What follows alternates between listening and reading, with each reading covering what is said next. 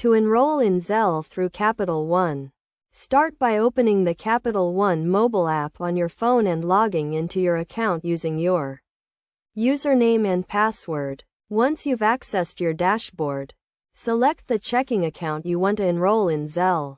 On the account screen, locate the Send Money with Zelle button and tap on it. If you haven't already enrolled your Capital One account in Zelle, you'll be prompted to do so. You'll need to choose an email or phone number to use as your Zelle address. In this case, a phone number was selected. Capital One will then send a 6-digit verification code to your phone via text message to confirm ownership of the phone number. Enter the code and tap Submit Code to proceed.